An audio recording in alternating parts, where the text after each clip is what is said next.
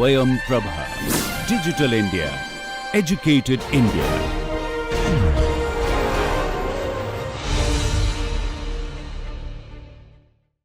Hello and welcome. I am Dr. Medora D'Souza Dias from Goa Medical College. Today, I am going to be taking a lecture on clinical anatomy, namely femoral artery catheterization. The objectives of today's lecture: at the end of the lecture, a student should be able to define femoral artery catheterization, understand the anatomical basis of femoral artery catheterization, and correlate anatomical knowledge with a given clinical case. We have broken up an outline into 5 segments for today's lecture. Segment 1 being a case study, Segment 2 the gross and surface anatomy of the femoral artery, Segment 3 anatomical basis of femoral artery catheterization, Segment 4 we will discuss a clinical case, and in Segment 5 we will summarize. Let's begin with Ernest Hemingway. He is an author of novels, and he once made a statement saying, "A severed femoral artery empties itself faster than you can believe." This itself gives the ultimate importance to this important vessel in the body. Let's start with our case study. A 55-year-old man comes to the casualty with a history of hypertension and vomiting. On examination and clinical findings, he is found to have an acute myocardial infarction. He needs to undergo femoral artery catheterization for diagnostic cardiac catheterization and coronary angiography and angioplasty. So let's begin with segment 2 being the gross anatomy of the femoral artery. Here is a picture of the right side showing you that the femoral artery here is the primary artery of the lower extremity or the lower limb. It is a continuation of the external iliac artery distal to the inguinal ligament. So this is the inguinal ligament attached to the anterior superior iliac spine and the pubic tubercle, and this is the external iliac artery in the pelvic cavity, and at the inguinal ligament it then continues into the lower extremity as the femoral artery. This is the beginning of the femoral triangle from anterior superior iliac spine to pubic tubercle and down to the junction of sartorius with adductor longus. So this triangle is the place where you will find this femoral artery, and it enters this triangle at the midpoint of the inguinal ligament. It is enclosed in a sheath, as you can see, which is called the femoral sheath, and the femoral vein also lies enclosed in this femoral sheath along with the femoral artery. The femoral nerve lies on the lateral side and it is not enclosed in this femoral sheath. This initial part of the femoral artery in the femoral triangle is quite superficial in position, though it is a deep artery, and it can be easily exposed in this femoral triangle, especially when you want to pass a cannula or a catheter upwards. And you'll pass this catheter upwards through the external iliac right into the aorta and ultimately arch and reach the heart for minor operations. This technique of passing this catheter from the femoral artery upwards is called the Seldinger technique. Femoral artery catheterization can give access to many accesses, like it can give you access to the lower limb, the same lower limb, the ipsilateral lower limb, or the opposite or contralateral lower limb. It can give you access to vessels of the thorax and abdomen. The thorax vessels will include even the coronary vessels or the branches of arch of aorta. Abdomen vessels could be the renal arteries or the suprarenal arteries or any other vessels that you would like to see. And you can even access the cerebral vessels in the brain. Cardiologists often they use this femoral artery in order to place catheters around the arch of the aorta and also sometimes into the coronary arteries in order to perform a coronary angiogram. Sometimes angioplasty is also done with stent placement.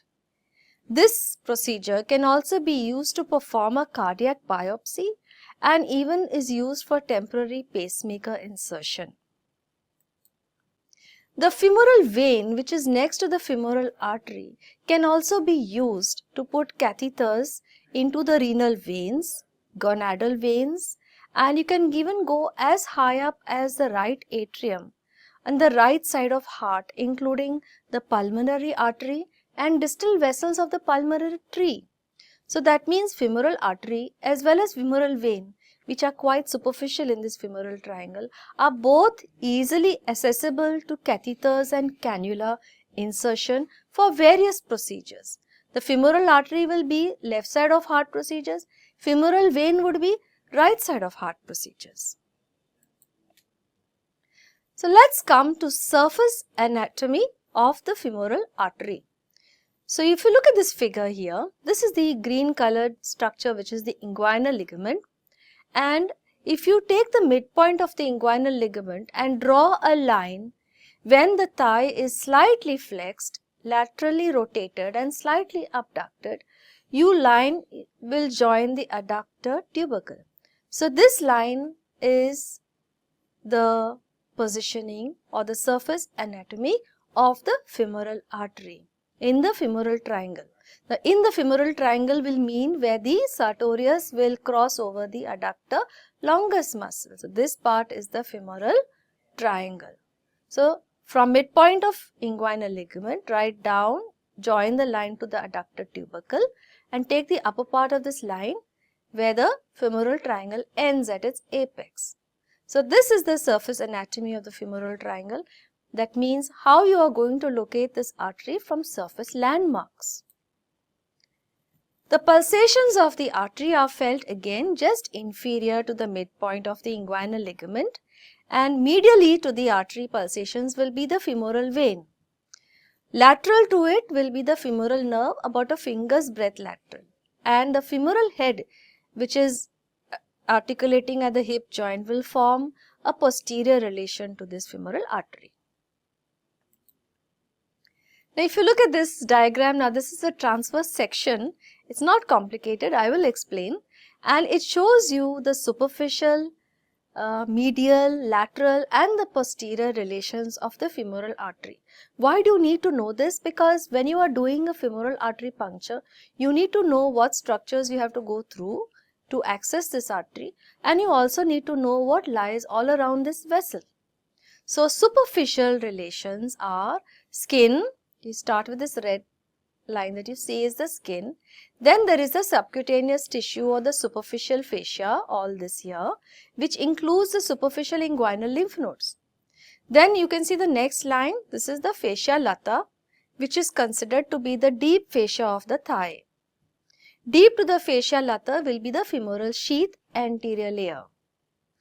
Also included in the superficial relations are the lateral circumflex femoral vein and the femoral branch of the genitofemoral nerve. So all these are relations which are superficial to the femoral artery. Medial to the femoral artery will be the femoral vein. Lateral to the artery will be the femoral nerve, and there is another nerve called femoral branch of genitofemoral nerve. Then let's look at all the posterior relations of femoral artery. The posterior wall of the femoral sheath. Then there are tendons of the psoas major. There is the iliacus muscle. There is the adductor longus and pectineus. And of course, there is the hip joint, that is the head of femur articulating with the acetabulum. And of course, the deep branch of the femoral artery which is called profunda femoris artery. It's exactly posterior to it. If you take branches of the femoral artery, there are 3 superficial branches and there are 4 deep branches, and there may be more because there are some muscular and genicular. So which are the 3 superficial branches? In this picture you can see this is the femoral artery, the continuation of the femoral artery, and this is the profunda femoris which goes deep to the adductor muscles. So the superficial branches of the femoral artery are the superficial circumflex iliac which goes laterally upwards. Then there is the superficial epigastric which goes medially upwards. The superficial external pudendal which goes to the perineum. And then there are deep branches. So the profunda femoris is the largest deep branch. Then there is the deep external pudendal which can be seen here also going to the perineal region. And there are many unnamed muscular branches and unnamed genicular branches which are going to supply the hip joint. So these are all the branches of the femoral artery. How do you take the right femoral artery pulse? As can be seen in this diagram, so on the right side, the examiner places his left hand, the thumb on the pubic tubercle, his little finger tip on the anterior superior iliac spine. He will feel the femoral pulse with his mid palm just inferior to the mid inguinal point. If the pulse is normal, it will be a strong pulse.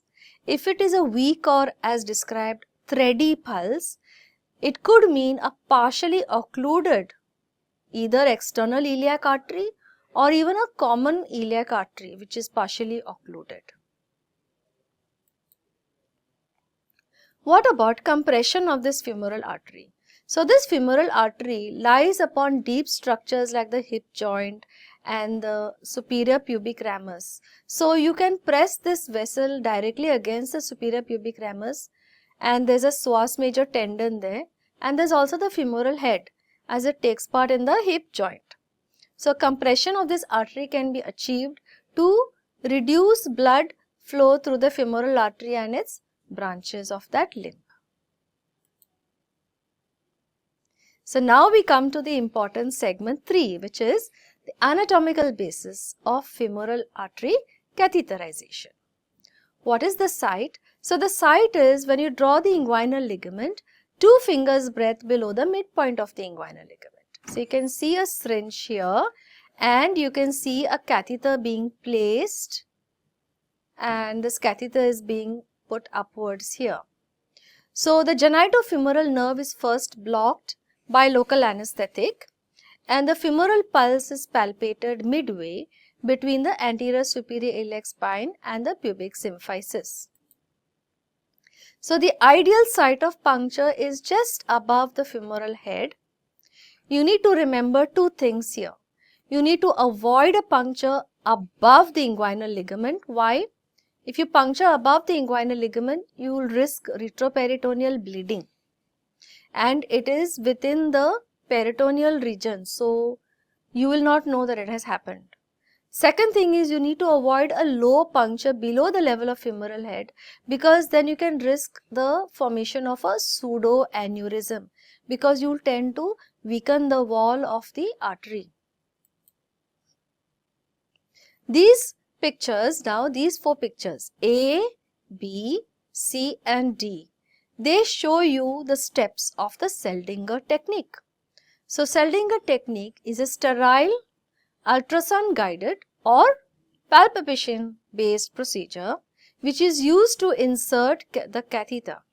What they do is first they puncture the artery, they insert a needle. The needle has a guide wire inserted into it, and then you remove the needle and thread the catheter over the wire. After you finish the procedure, you will suture up the opening on the vessel. This technique provides a rapid, reliable and secure access for arterial monitoring, diagnostic or therapeutic purposes. So let's look carefully step by step of the Seldinger technique. In step 1, it's a preparation step. So the patient has to undergo fasting overnight. We review the patient's medications, like suppose he's taking anticoagulants, it has to be stopped.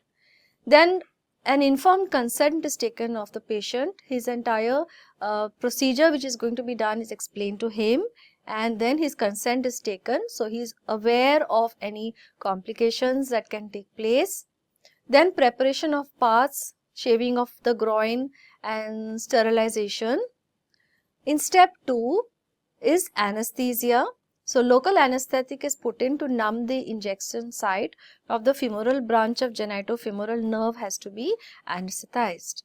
In step 3, we are talking about access. So a needle is then used to puncture the femoral artery, and a guide wire is inserted through the needle, and then the needle is removed.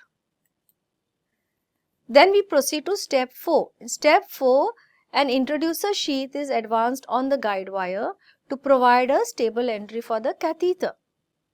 Once the catheter is in, then the catheter has to be advanced and has to be navigated. It is threaded into the vessel, and under ultrasound guidance or C-arm fluoroscopic guidance, the catheter reaches its intended area. Say the target area such as the heart. Say you want to do, in this case, a coronary angiogram. You have to reach up till the ascending aorta, and you have to enter the catheter into the ostia openings of the coronary vessels, right as well as left. Step 6 will be ultrasound guidance. So this ultrasound real time, it can improve the accuracy, especially in patients that have difficult anatomy. You can visualize this artery and guide the needle insertion. Today they use either real-time ultrasound, or you can even use C-arm fluoroscopy, which is very low dose radioscopic investigation, and small pulses of X-rays are put in. So the radiation exposure to the patient is much less than a normal X-ray. So under fluoroscopic guidance, this catheter is passed upwards into the external iliac artery, common iliac artery and aorta, and then into the superior mesenteric, celiac or renal arteries. It can put in the contrast medium and look at the artery under inspection. A permanent record can be obtained by taking a radiograph. Now in this case, the catheter has been put into the left coronary artery. So you can see the left coronary artery has a circumflex branch, and this is the anterior descending branch. These are the marginal branches, and this is the posterior interventricular. So this is a left dominant type of pattern of the coronary arteries.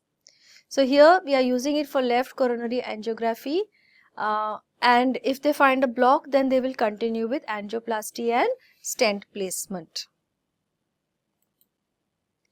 So let's now proceed to segment 4, which is a clinical case discussion. So first, let us answer the first question. Define femoral artery catheterization. So this is a procedure wherein the femoral artery just below the mid-inguinal point is accessed by a needle puncture using the Seldinger technique, and a guide wire is inserted and a catheter is placed into this vessel and advanced into the external iliac, into the aorta, arch of aorta, and wherever you want to visualize your vessel, the contrast medium will be injected.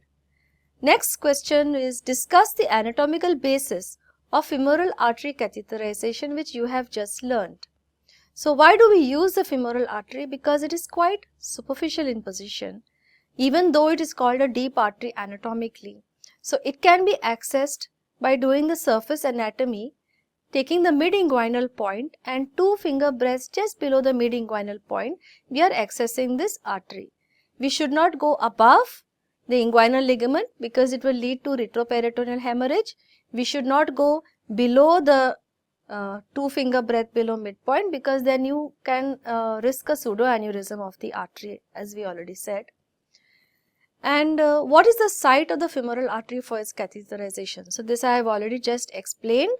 So you take the measurement of the inguinal ligament, take the midpoint of the inguinal ligament, and 2 finger breadths below this, the mid-inguinal point, you will access this femoral artery.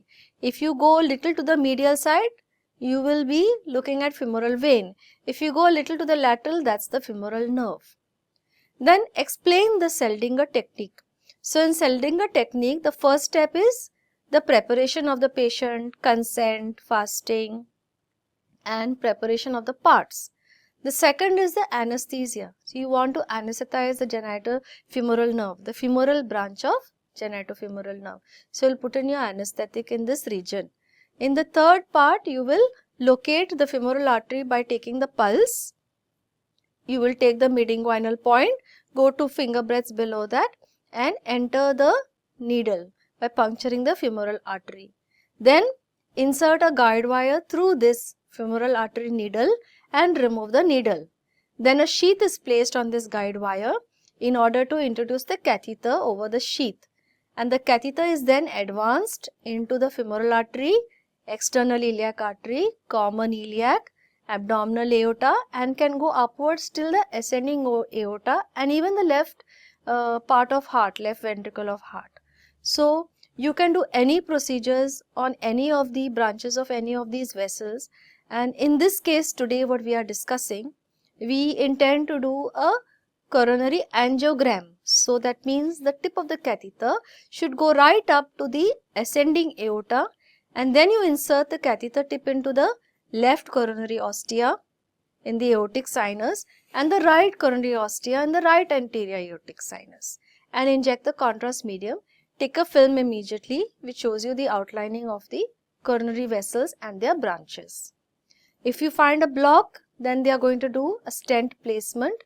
This is called coronary angioplasty. So this is the Seldinger technique which is used in today's topic of femoral artery catheterization, where you are doing a coronary angiography procedure. Let's now summarize our topic for today. So the femoral artery is a continuation of the external iliac artery distal to the inguinal ligament, and it enters a femoral triangle at the midpoint of the inguinal ligament. It descends down and it is enclosed in the femoral sheath along with a femoral vein on its medial side.